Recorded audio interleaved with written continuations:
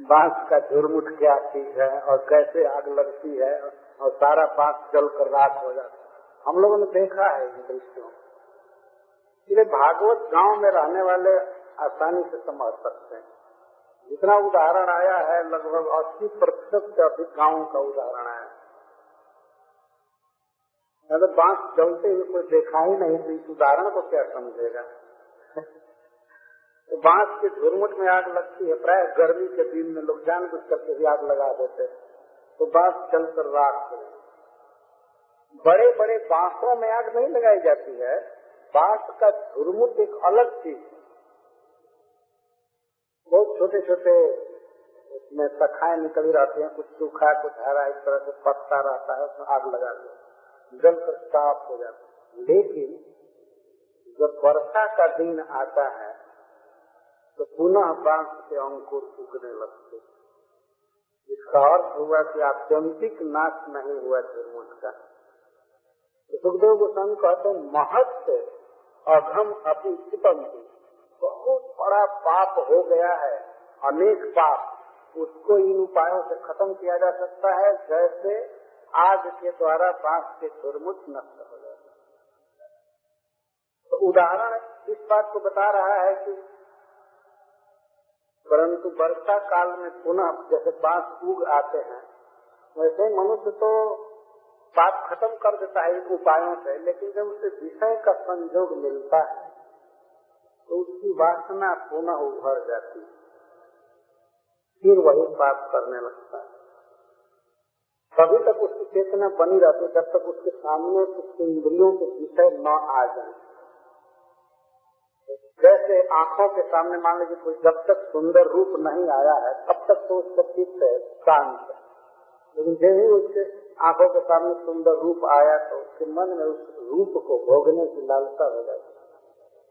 जब ही बात सुनता है, मान लीजिए ऐसे शांत है, चित्त शुद्ध है, लेकिन कोई आकर के गाली दे दिया उसको तो तुरंत मन विक्षिप्त हो जाता है, बदला लेना चाहता है।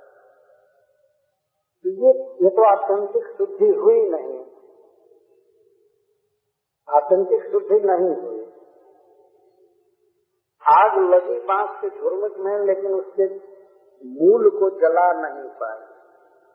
इसी तरह से इन उपायों से सप्ताह ब्रह्मचर्य समेन च दमेन च त्यागेन सत्य शौचाध्याय जमेन नियमेन च, इसके द्वारा पाप तो नष्ट हो जाते हैं, लेकिन पापों की जो वासना है, चित्त में पाप का जो संस्कार है वो नहीं जल पाता है। फिर अनुकूल अवसर आने पर वो पाप करने लगता है। ऐसा इतिहास में अनेक उदाहरण, बहुत बहुत उदाहरण, जैसे विश्वामित्र मुनि के विषय में कहा जाता है, वो भी बहुत तपस्या किए, बहुत त्याग किए, तप करते थे, लेकिन मेनका को देखने पर उनके हृदय में पूर्व संस्कार जागृत। 60 वर्ष के ध्यान के बाद एक लड़की को जन्म देकर वो भी भाग गए। वो स्वर्ग में चली गई मेनका और वे भी अपना आसन गोल किए भाग गए, क्योंकि जानते थे कि उनकी बेइज्जती होगी उसके साथ। उस बच्ची का पालन किया पक्षियों ने, जैसे शकुंतला पालन।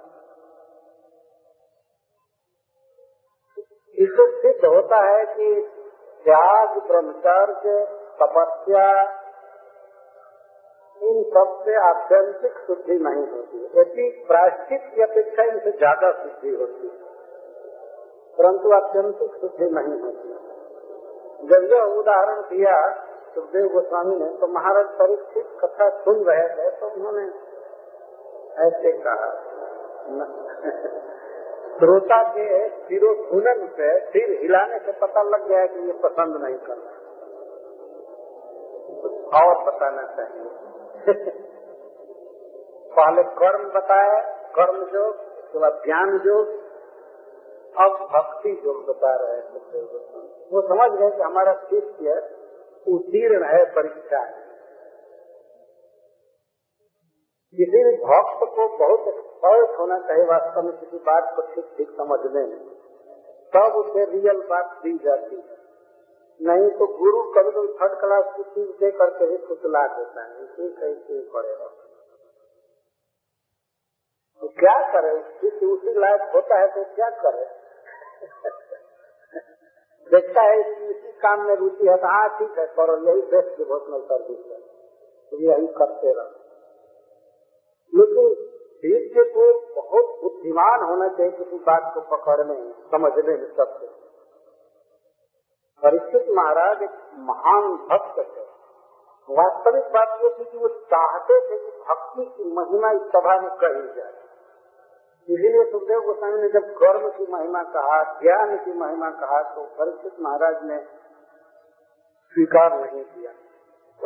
तब भी बोलते कि केवलया भक्त्या वासुदेव परायणः अघम धुन्वन्ति कार्त्स्नेन निहारमिव भास्करः।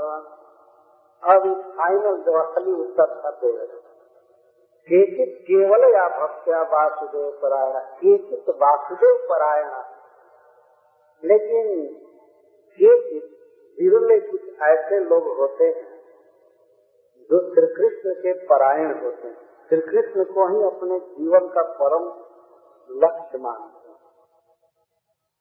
उनके जीवन में पाप नष्ट करने की चिंता नहीं होती है।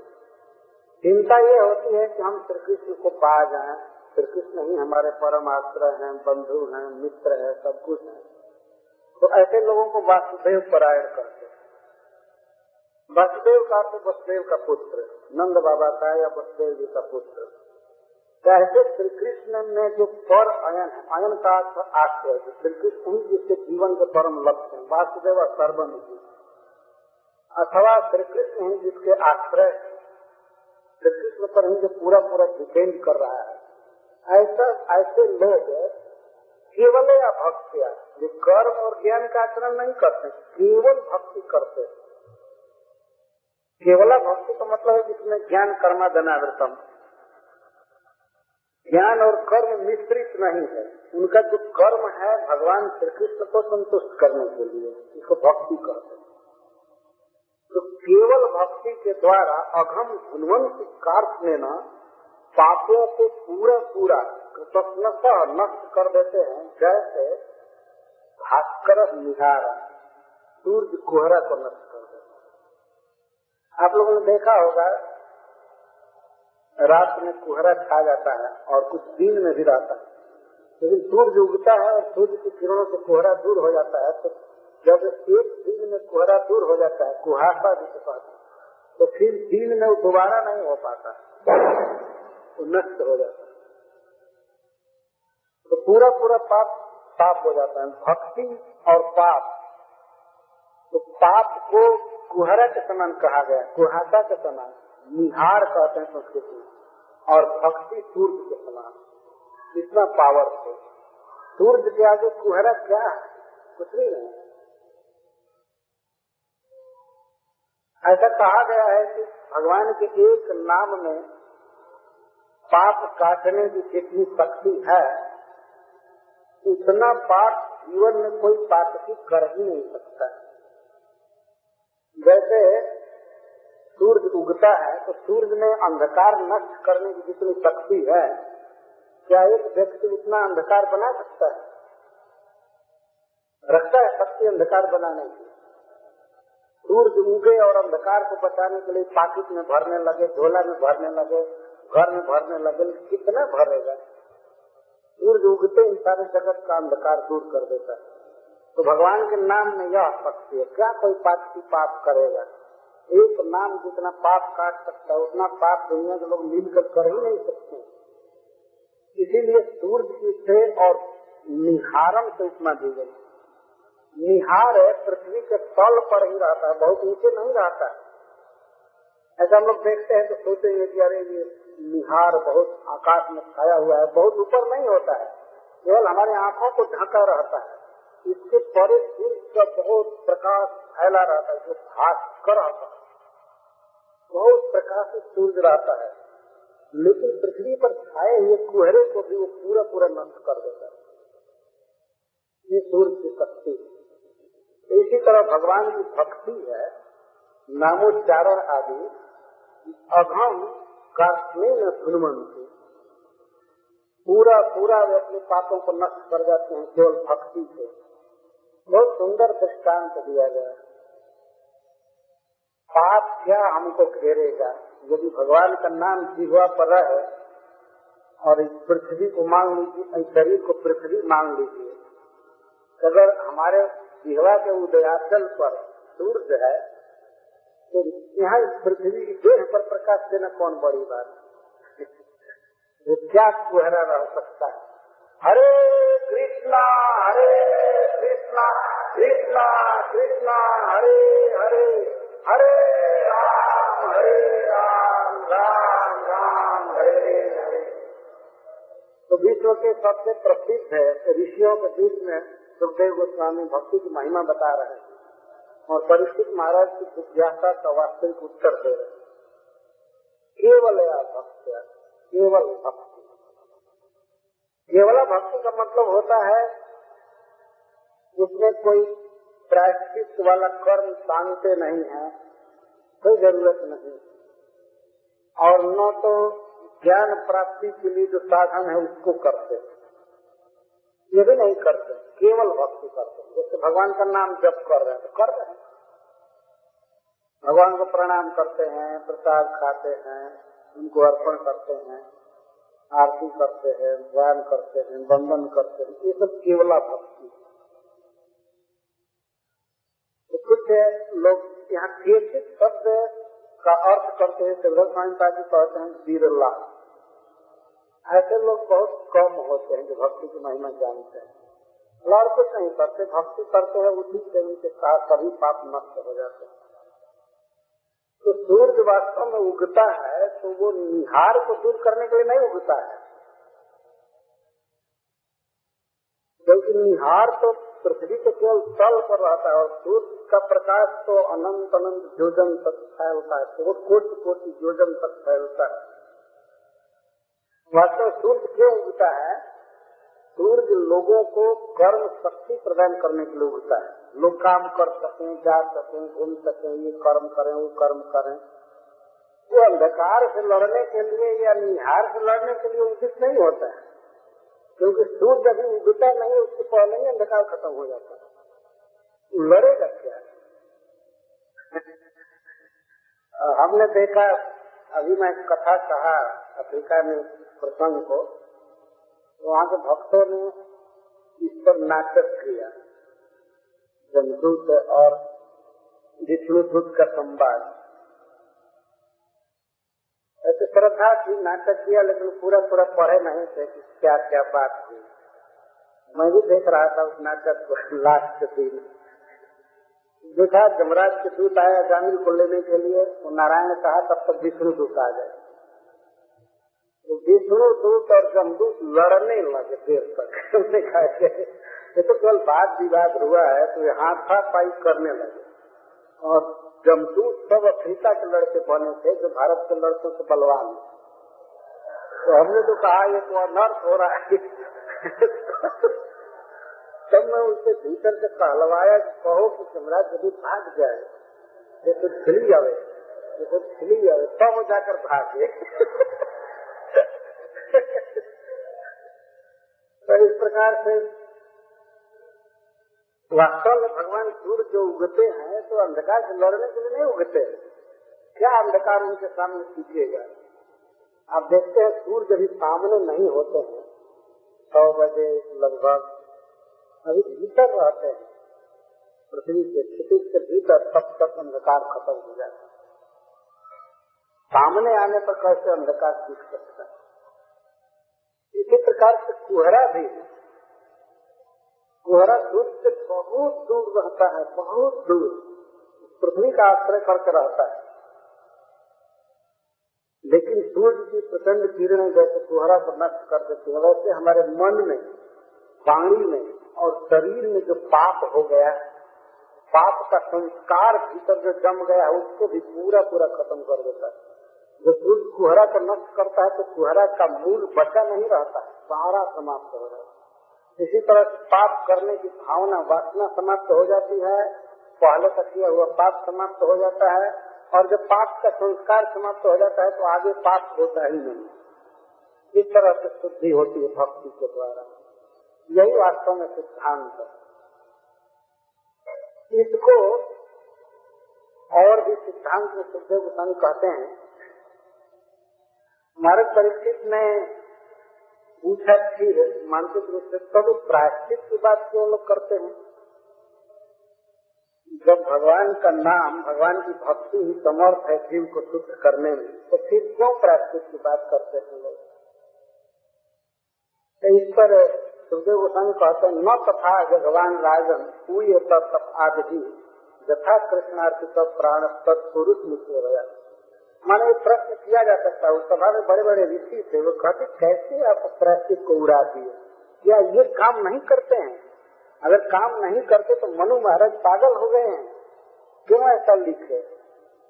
ब्राह्मण की हत्या करने वाला यह प्रायश्चित करे, सोना की चोरी करने वाला यह प्रायश्चित करे, ऐसे करे, वैसे क्यों लिखा गया? तो सुखदेव गोस्वामी स्वीकार करते कहते हैं कि वास्तव में वे पाप को काटते हैं, इसमें संदेह नहीं है। लेकिन न तथा भगवान राजन पूये तप आदि, हे राजन तप आदि सप्ताह ब्रह्मचर्य समय त्यागी न सत्य सोचा नियमेन, इससे पापी की शुद्धि होती है। मैं ये नहीं कहता हूँ कि नहीं होती है, लेकिन न तथा भगवान राजन पूये तप आदि, हे राजन तप आदि ब्रह्मचर्य आदि के द्वारा पापी शुद्ध होता है, लेकिन वैसा शुद्ध नहीं होता है यथा कृष्णार्पित प्राण तत्पुरुष निश्चय।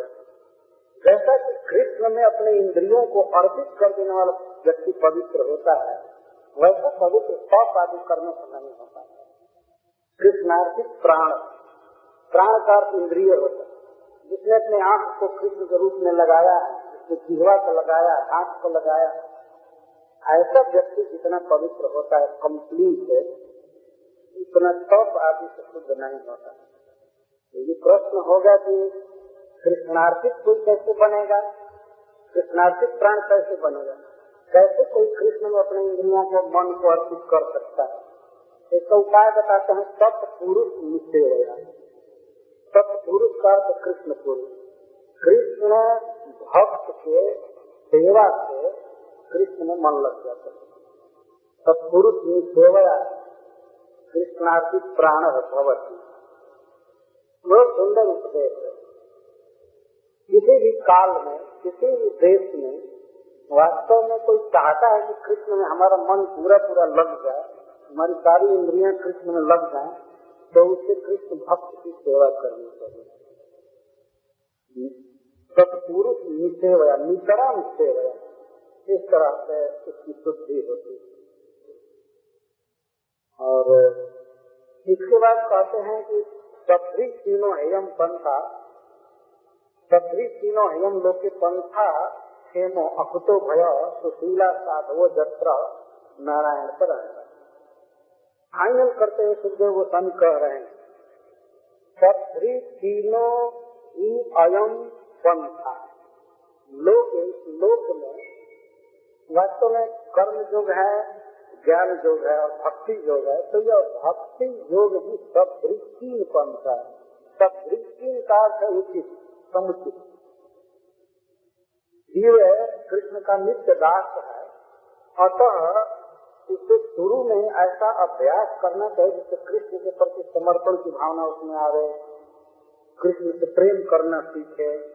ज्ञान योग में और कर्म योग में ये बात नहीं आ पाती, कर्म में बात नहीं आती, और भक्ति में तो स्वाभाविक ही समर्पण की भावना आती है। तो इसलिए यही सबसे सुंदर मार्ग है। समीचीन सदृशीन अयम लोक पंथा। क्यों? क्षेमा, इसी में जीव का हित है। कैसे जीव का हित इसमें है? क्योंकि अकुतो भया, इस पंथ पर कोई भय नहीं है, इस पंथ पर भय नहीं है। और कर्म मार्ग में, ज्ञान मार्ग में भय है। क्या भय है? इंद्रियों का फिर से विषय आवेश का भय है दूसरे मार्ग पर। और बहुत महत्वपूर्ण बात बता रहे हैं, ध्यान से आप लोग सुनेंगे। कहते हैं सुशीला साधवो जत्र नारायण परायण। इस पंथ पर नारायण परायणा, भगवान नारायण के भक्त चलते हैं जो सुशील होते हैं और साधु होते हैं।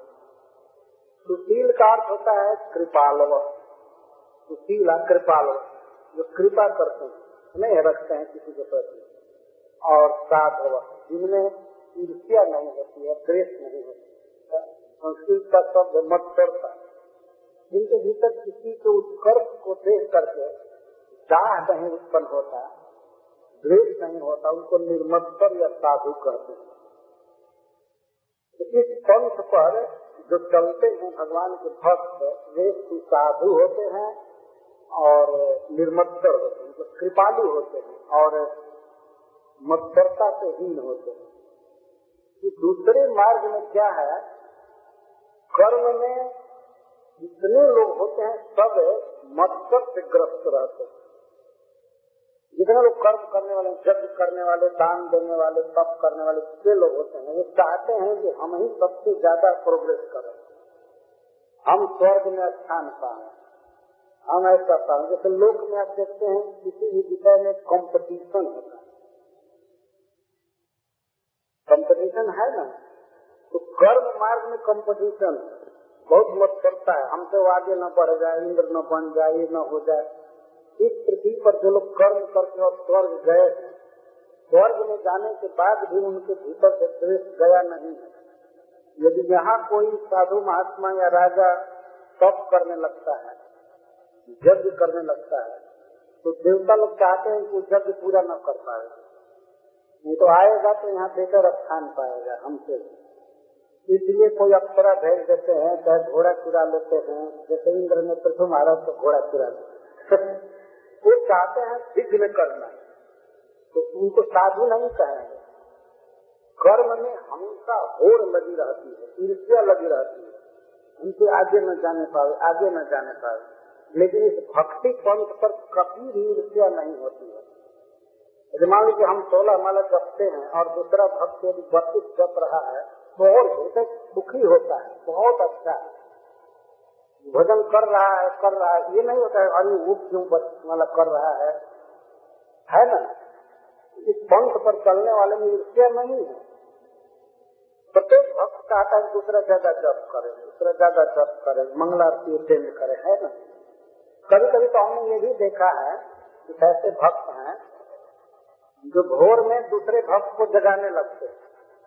ये 2 भक्त हैं सोए, तो सोए में भक्त कहता है उठो उठो उठो उठो, 3:30 बज गया, उठो उठो जाओ मंगला सिंह जाओ, और हो सकता है कि जगाने वाला न जाए। इसका मतलब उसको कोई द्वेष नहीं है, मत्सरता नहीं, वो दूसरे को जगाकर मंगलारती में भेज रहा है, भले स्वयं न जाए। तो ये तो उदारता है ना।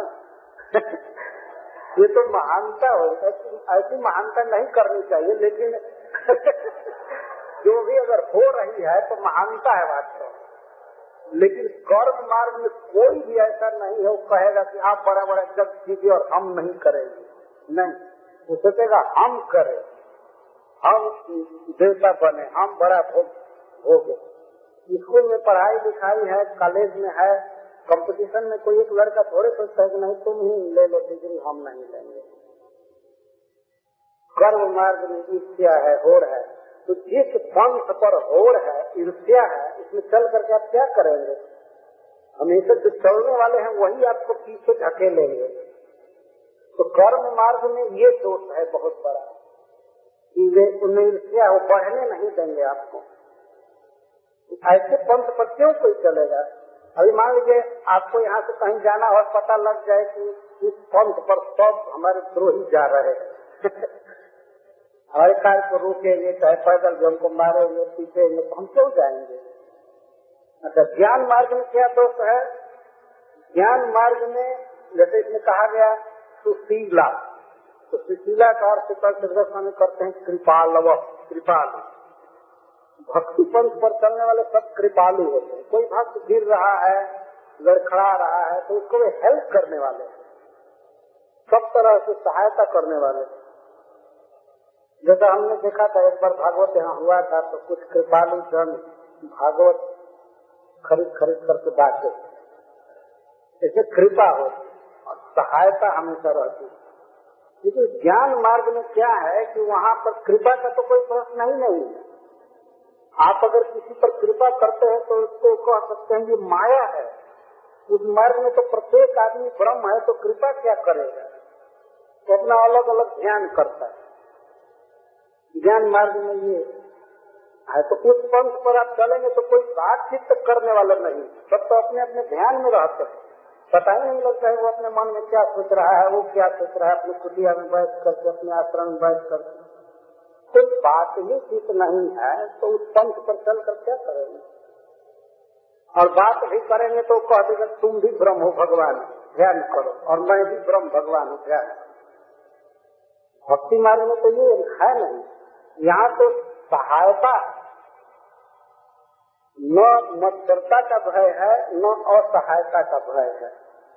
यहाँ तो झुंड के झुंड भक्त इस पंथ पर चलते हैं और सहायता करते। एक भक्त आगे से गा रहा है, 50 सैकड़ों भक्त पीछे से गाते है ना, परस्पर सहयोग कर रहे हैं। किसी ने इस भागवत को स्पॉन्सर किया, किसी ने विचार किया, तो सैकड़ों लोग सुन रहे हैं। लेकिन ज्ञान मार्ग में ऐसे सैकड़ों लोग एक साथ कोई बात नहीं करते, सबका ध्यान अलग अलग होता है। बल्कि समाज में बैठने में सोचते हैं कि हम जब ये हो गए, हम ऐसे जगह नहीं रहेंगे, एकांत में हिमालय में जाएंगे, कहीं जाएंगे। में कृपा नहीं होती। कृपा क्या होगी? वो अपनी स्त्री को भी छोड़ करके ज्ञान मार्ग में जाते, बच्चे को भी छोड़ करके जाते। लेकिन भक्ति मार्ग में कोई जरूरी नहीं है। तो भागवत सुनने के लिए पुरुष भी आ रहा है, पत्नी भी आई है, बच्चे भी आते हैं। इसलिए यह जो मार्ग है यही ठीक है। सुखदेव गोस्वामी कहते हैं सदृ तीनों हेयम लोके पंथा क्षेनो अकुतो भया सुशीला साधो जत्र नारायण परायणा। इसी मार्ग पर चलना चाहिए जिस मार्ग पर भगवान कृष्ण के सुशील, कृपालु और मत्सरहीन भक्त चलते, वो सहायता करेंगे सब तरह से हमारी। क्यों नहीं इसी पंथ पर चला जाए? क्यों ऐसे असहाय और ईर्ष्या वाले लोगों के साथ चला जाए? इसलिए यही मार्ग ठीक है। ये देखिए कितना सुंदर निर्णय दे रहे हैं। इधर के लोग तो खैर कुछ लोग कार से चलते हैं, बस से चलते हैं और चलते हैं। जहाँ पैदल चलना होता है तो जरूर लोग विचार करते हैं कि लंबा रास्ता है तो कौन साथी मिलेंगे चलने के लिए, कैसे मिलेंगे। अगर ये पता लग जाए कि इस पंथ पर चलने वाले सब कंपटीशन में चल रहे हैं, हमको आगे नहीं बढ़ने देंगे या कुआं में धकेल देंगे, और ये पता लग जाए कि इस पंथ पर ऐसे लोग चल रहे हैं जो किसी से बात ही नहीं करते, मौनी होते हैं, न भोजन का पूछेंगे न पानी का पूछेंगे, केवल अपने ध्यान में रहेंगे, तो उनको क्या सहायता की आशा की जाएगी? हम लोग का जो भक्ति मार्ग है इसमें सहायता है और कृपा। जैसे गिरिराज की परिक्रमा कर रहे हैं तो लाखों लाखों लोग कर रहे हैं, ऐसा नहीं ये एकांत में ध्यान करो। कीर्तन हो रहा है तो हजारों हजारों लोग एक साथ करते हैं, भागवत हो रहा है तो एक साथ हजारों लोग सुनते हैं, कहते हैं, हजारों लोग एक साथ प्रसाद पाते हैं, हरि बोल कह करके। जो भी हो यह सहायता का मार्ग है। इसीलिए सुखदेव गोस्वामी कहते हैं कि सभी तीनों यम लोग के पंथा क्षेमो अकुतो भया, इसमें भय नहीं है। बहुत लोग इस पर चल रहे हैं। और दूसरी बात यह है कि अधिकांश बड़े बड़े लोग इसी मार्ग पर चले। पहले के महान पुरुष ऋषि जन सबका चला हुआ मार्ग है और इसीलिए कंप्लीट व्यवस्था है। बीच बीच में पड़ाव है, भोजनालय है, सराय है, सब रुकने का सहायता है, सब तरह इसी पर चलना चाहिए। सुखदेव गोस्वामी जब ये प्रवचन कर रहे थे तो उनके उस सभा में बहुत बहुत मत के लोग बैठे थे। प्राय दुनिया से सभी ऋषि मुनि आए थे तो कुछ न कुछ मत का डिफर तो था, कुछ न कुछ ढेर था। परंतु सुखदेव गोस्वामी इतना सुंदर प्रवचन कर रहे हैं, सबको इस भक्ति मार्ग में लाना चाहिए। तो यही ठीक पंथ है। सब तीनों ही का अर्थ केवल निश्चित यही पंथ ठीक है। जिस पंथ पर भगवान नारायण के सुशील और साधु भक्त चलते। शुरू शुरू में श्रीमद् भागवत में साधु शब्द का अर्थ किया गया है निर्मत्सर, और यह श्रीमद् भागवतम निर्मत्सर लोगों के लिए, निर्मत्सर पुरुषों के धर्म का वर्णन किया गया है। धर्म क्रोधित कई तवत्त परमो निर्मत्सराणाम सता। और अब बता रहे हैं कि प्रायश्चित यदि खूब किया जाए बड़ा बड़ा, तब भी किसी पापी की पूर्व शुद्धि नहीं कर पाते हैं।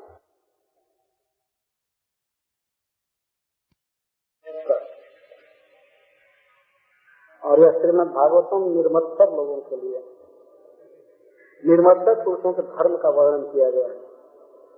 धर्म क्रोधित कई तवत्त परमो निर्मत्सराणाम सता। और अब बता रहे हैं कि प्रायश्चित यदि खूब किया जाए बड़ा बड़ा, तब भी किसी पापी की पूर्व शुद्धि नहीं कर पाते हैं।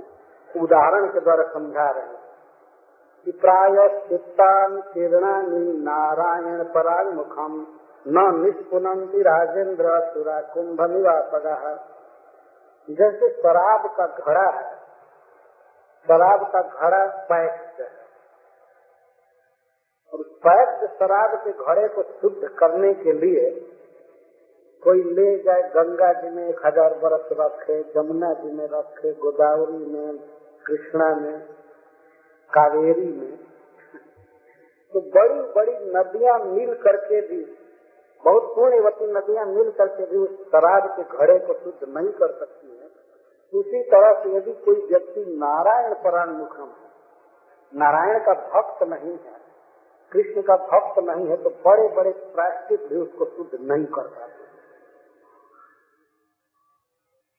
कितना बड़ा काम करे, यदि भगवान कृष्ण का भक्त नहीं हुआ तो शुद्ध नहीं हो पाएगा। बड़े बड़े साधन भी शुद्ध नहीं कर पाते हैं। इसी उदाहरण को दिया गया है, गंगा जी, जमुना जी, सब नदियां मिल करके भी शराब के घड़े को शुद्ध नहीं करते।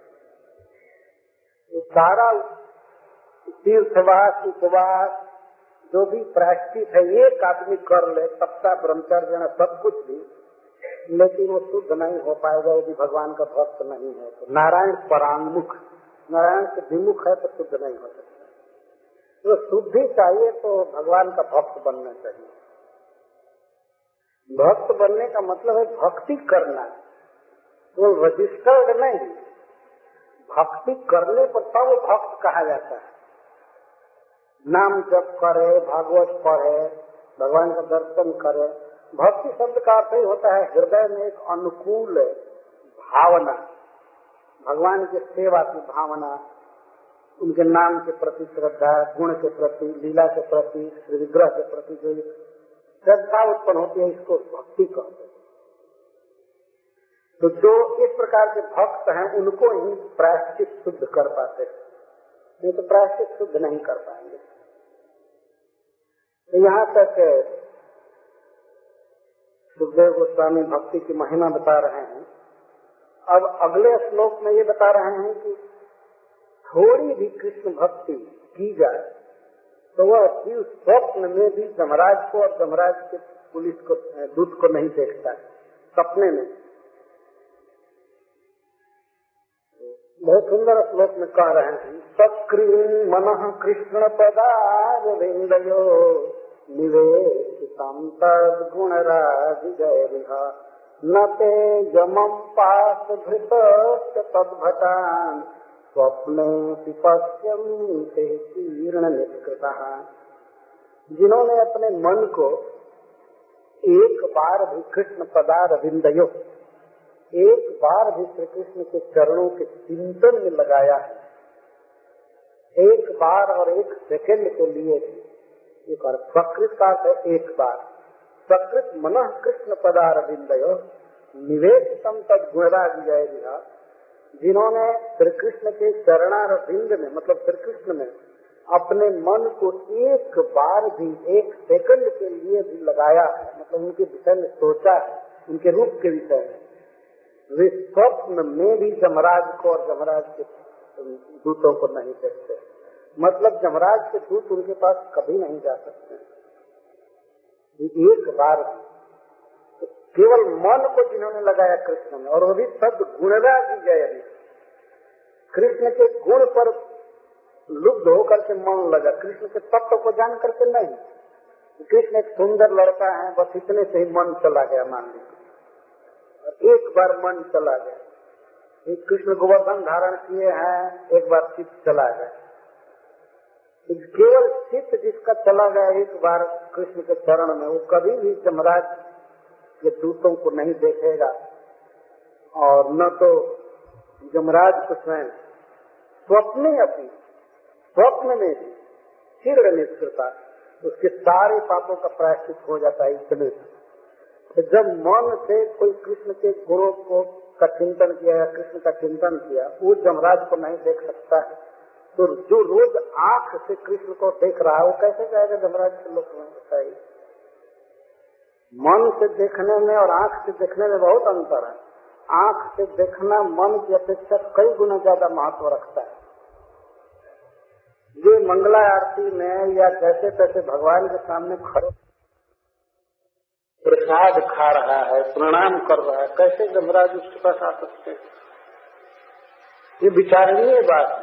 सुखदेव गोस्वामी कहते सकृत और वो भी स्वप्ने अपी। एक बार भी जिसने चित्त को लगाया भगवान ने, और तद गुणरागी मन, गुणरागी का अर्थ है कि श्री कृष्ण के किसी गुण पर विवश होकर के मन लग गया। कृष्ण को भगवान समझकर नहीं, भगवान समझ करके उनके तत्व को जान करके यदि अपने मन को लगाया, वो तो भक्ति हो गई।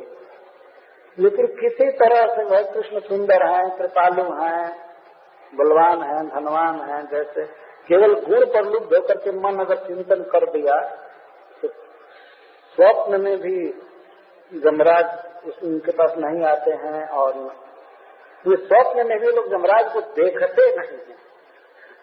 ऐसा सपना भी वो नहीं देखेंगे कि जमराज उनको पकड़ कर ले जा रहे हैं।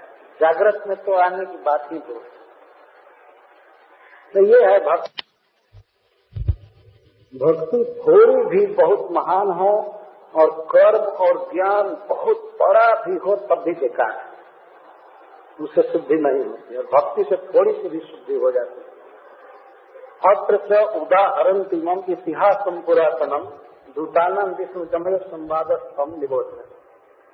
अब इतना सिद्धांत कह करके सुखदेव गोस्वामी इस सिद्धांत का दृष्टांत दे रहे हैं कि इस सिद्धांत को पुष्ट करने में महात्मा लोग पुरातन इतिहास कहा करते हैं। उस इतिहास में भगवान विष्णु और जमराज जी के दूतों का संवाद है। परस्पर एक व्यक्ति के विषय में दोनों संवाद किए। अजामिल मृत्यु सज्जा पर पड़ा हुआ है और उसके लिए दो दल में बहस हो रही है। एक कहता है कि ये धर्मात्मा है और दूसरा दल कह रहा था ये पापी है। लेकिन अंत में उसको परम धर्मात्मा सिद्ध किया गया। क्यों? क्योंकि वो भगवान का नाम ले रहा था। इससे सिद्ध हुआ कि इस जगत में ये कहीं धर्म है भगवान के नाम का उच्चारण करना। हरे कृष्णा कृष्णा कृष्णा हरे हरे, हरे राम राम राम हरे। तो हम कल से उस इतिहास को चालू करेंगे। अजामिल के विषय में जमराज और भगवान के दूतों के बीच संवाद हुआ है। बहुत सुंदर संवाद। हरे कृष्ण। जय श्री कृष्ण। ओम नमो भगवते वासुदेवाय।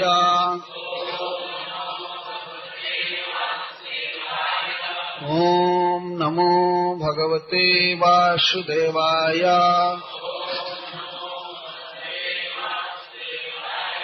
ओम नमो भगवते वासुदेवाय।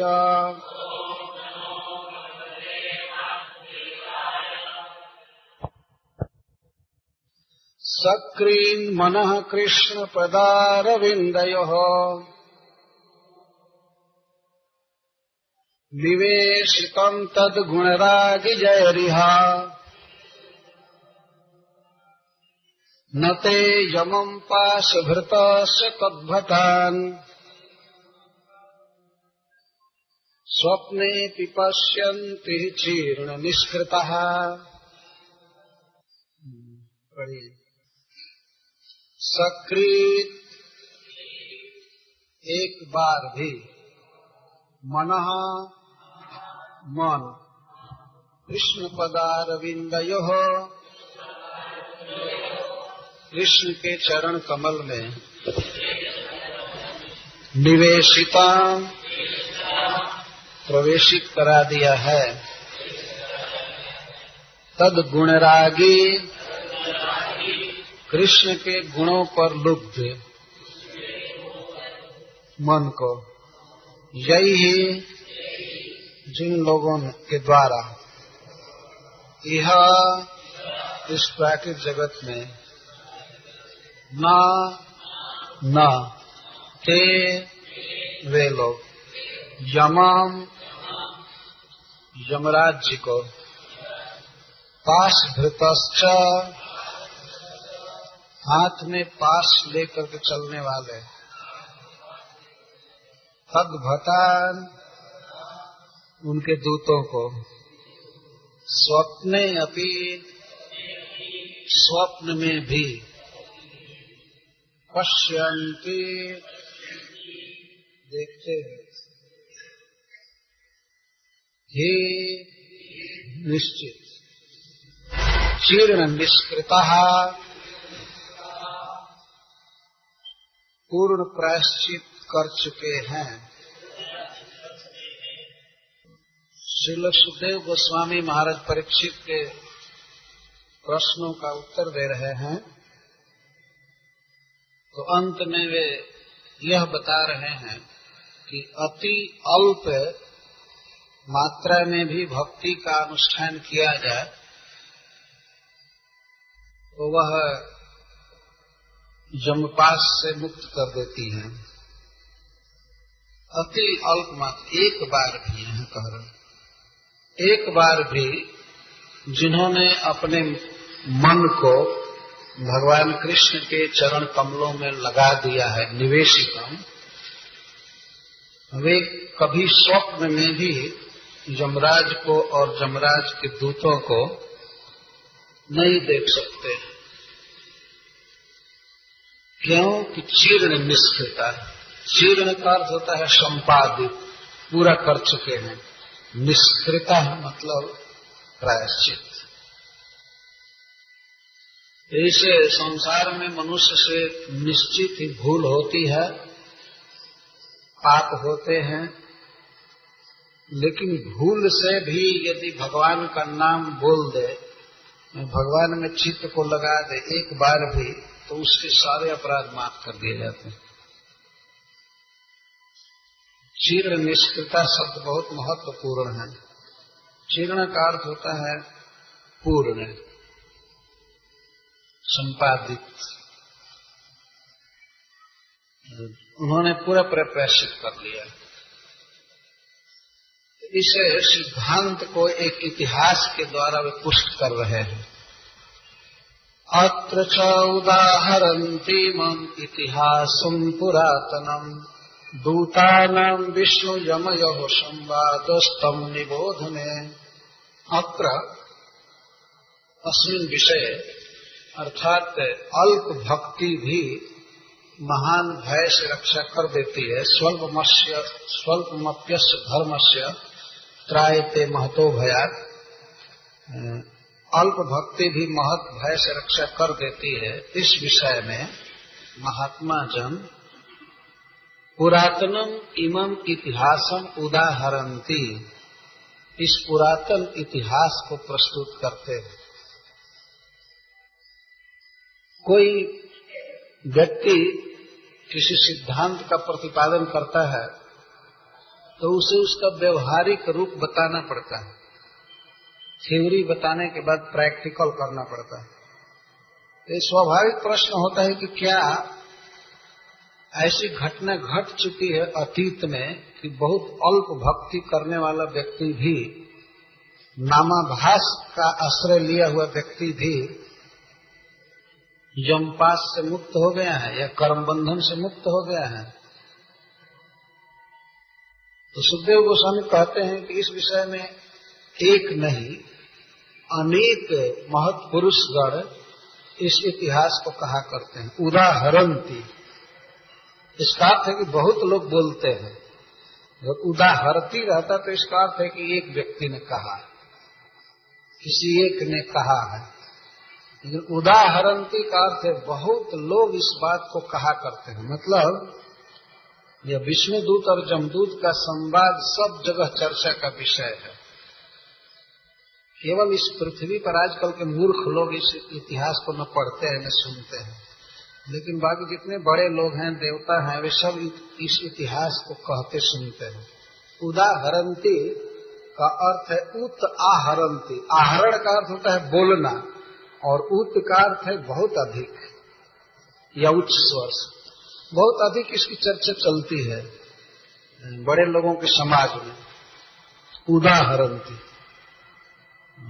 इमं पुरातनम इतिहास, यह सच्ची घटना। इतिहास का अर्थ होता है जो घटना पूर्व काल में बीत चुकी है। इति का अर्थ होता है पुरातन, और हास का अर्थ होता है कथा, बात। तो जो संवाद पहले बीत चुका है उसको इतिहास कहते हैं। अच्छा, यह इतिहास कोई ऐसा नहीं कि चलो 2 वर्ष पहले हुआ था या 10 वर्ष पहले हुआ था या 1000 वर्ष पहले, 100 वर्ष पहले। पुरातनम इतिहास, बहुत पुरातन इतिहास। और भक्तजन परस्पर मिल करके इस इतिहास की चर्चा किया करते हैं। इस इतिहास में मुख्य विषय क्या है? दूतानां विष्णु जमयो संवाद। विष्णु जमयो दूतानां, विष्णु के दूतों का और जमराज जी के दूतों का संवाद है, परस्पर कथनोपकथन है।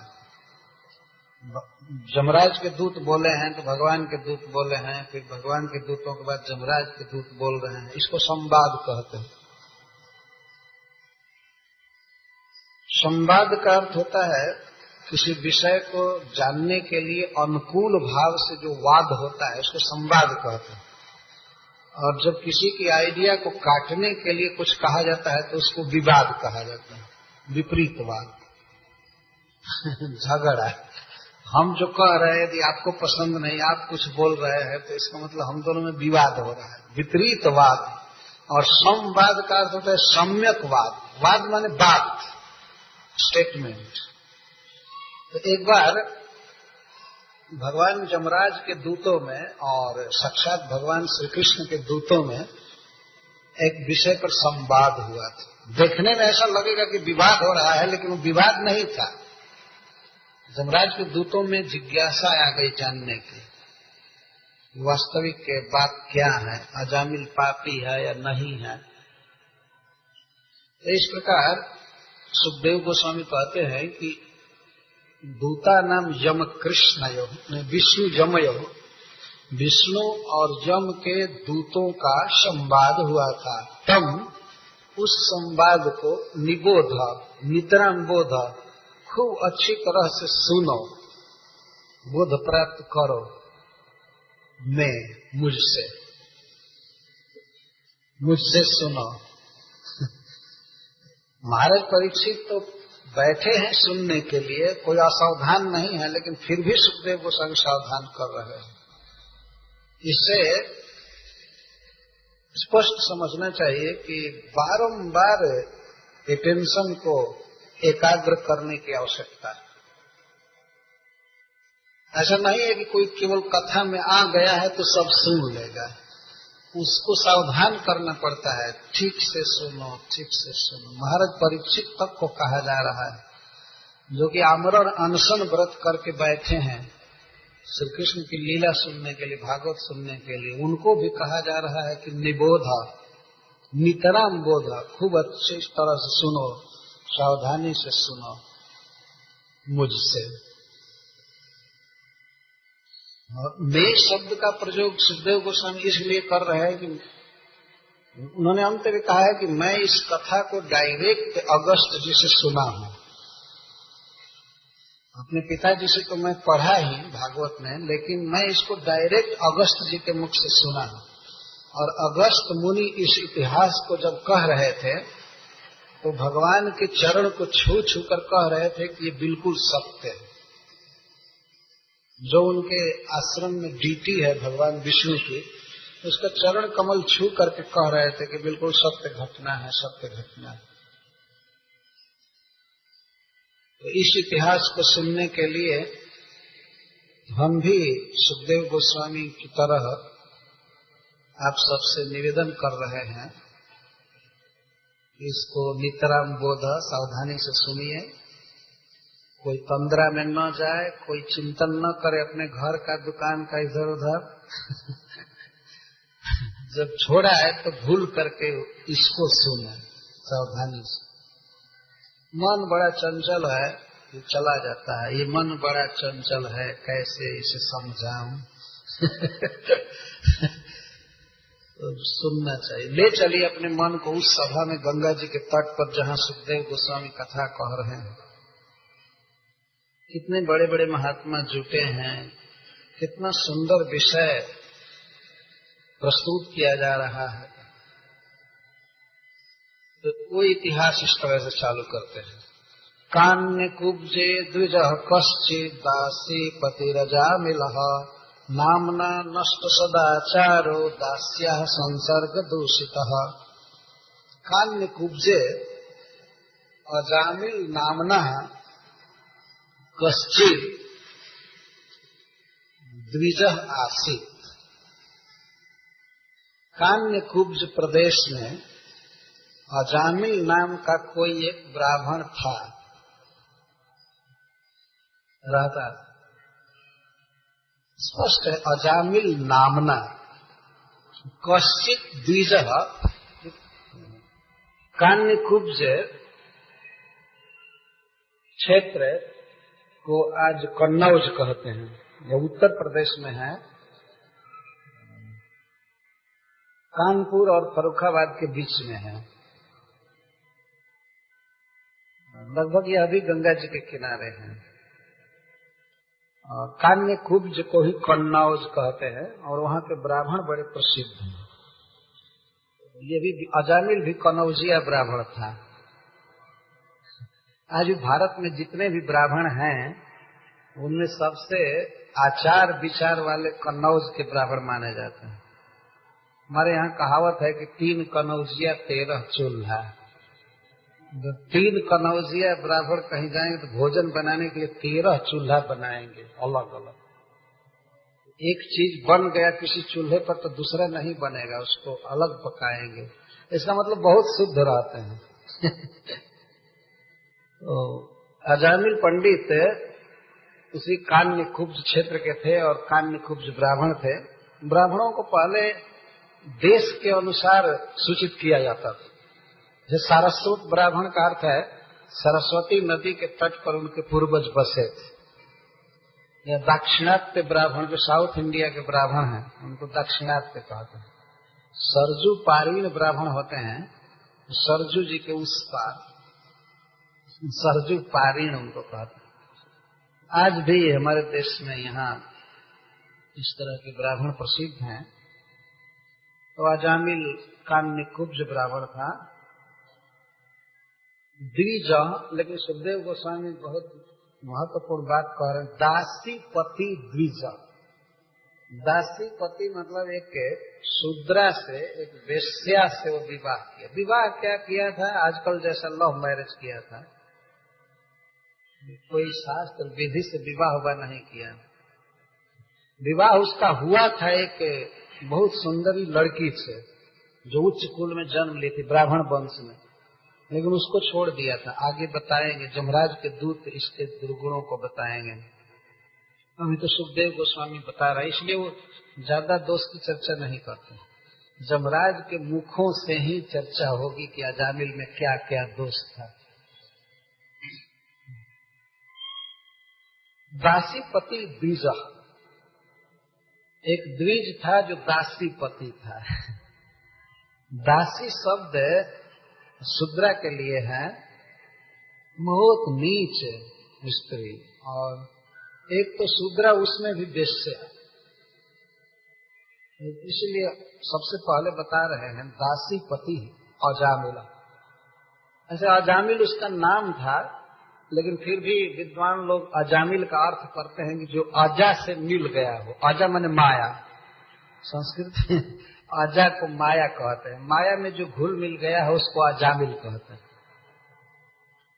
लेकिन यह अर्थ केवल मजाक के लिए कहा जाता है, वास्तव में उसका नाम अजामिल था। नामना नष्ट सदाचारो, उसका सदाचार नष्ट हो गया था। सदाचार का अर्थ होता है सतम आचार सदाचार। पहले के सज्जनों ने, बड़े लोगों ने जो काम किया है, जैसा आचरण किया है, उसको सदाचार कहते हैं।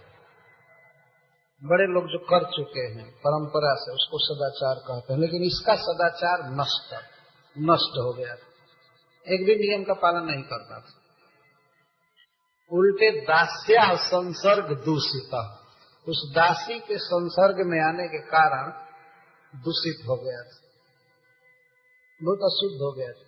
सदाचार तो नष्ट हो ही गया था, जो ब्राह्मणोचित धर्म था, कुल परंपरा थी, वो तो नष्ट हो ही गई थी, और उल्टे और दोष आ गए थे। दूषित का अर्थ होता है जिसमें दोष आ गया है, कंटेमिनेटेड। बहुत महत्वपूर्ण शब्द है दास्या संसर्ग दूषित। इससे यह सिद्ध होता है कि यह ब्राह्मण पहले शुद्ध था, लेकिन जब से दासी के साथ हुआ तब से अशुद्ध होते होते 100% अशुद्ध हो गया। इसके दोषों का वर्णन करते हुए कहते हैं, काम क्या करता था परिवार चलाने के लिए? वन्द्यक्षही कैतवैश्चौर्ये गर्हिता वृत्तिमा स्थितः बिभ्रत कुटुम्बमशुचिर जातयामास देहिनः। 4 काम था इसका परिवार पालन के लिए: बंदी, औक्ष, जुआ और चोरी। 4 काम इसके थे ब्राह्मण। इसका परिवार बहुत बड़ा था, परिवार को पोषने के लिए 4 काम किया करता था। बंदी का अर्थ है किसी का अपहरण कर लेता था और कुछ दिन अपने कस्टडी में रखता था और उसके स्वजनों से पैसा लेकर के तब छोड़ता था। पहला इसका रोजगार ये था। ब्राह्मण था, किडनैप करता था, अपहरण करता था और पनाह लेकर छोड़ता था, मतलब कुछ पैसा लेकर के छोड़ता था। ये सब अपहरण आदि की बातें आज की ही नहीं है, ये अनादि काल से चल रही है। अब कुछ ज्यादा हो गया है, लेकिन पहले था, ये कम था। तो इस तरह से ये पैसा कमाता था। अक्षय और जुआ से। अक्ष का अर्थ होता है जुआ। जुआ खेलने में बड़ा एक्सपर्ट था और उससे काफी धन कमाया। अपहरण से, जुआ से और कैतव का अर्थ धूर्तता से। किसी से मांगता था कि आप हमको 2-4 लाख दे दीजिए, हम बाद में आपका इंटरेस्ट दे देंगे, लेकिन मूल भी नहीं देता था। ऐसे से बहुत लोगों को फंसाया। दुनिया तो बहुत लंबी है। कभी किसी को इसको कैतव कहते, धूर्तता। और सबसे काम नहीं चलता था तो चौरजई, चोरी करता था। इस प्रकार से गर्हिता वृत्ति मासित, बहुत निंदनीय आजीविका अपनाया। जीना चाहिए वास्तव में संसार में, व्यापार करके, सर्विस करके या खेती करके, जो भी, लेकिन निंदनीय वृत्ति का आश्रय नहीं लेना चाहिए। धन कमाने का मनुष्य को अधिकार है व्यापार द्वारा जैसे तैसे, लेकिन अभी 4 जीविका के जो साधन यहाँ बताए गए, का अपहरण करके, जुआ खेल करके और झूठ बोलकर धूर्तता से और अंत में चोरी, 4 साधन। इसलिए सुखदेव गोस्वामी कहते हैं गर्हिता वृत्ति आस्थिता, बहुत निंदनीय कंडम वृत्ति में, जीविका के साधन में वो आश टिका हुआ था, लगा हुआ था।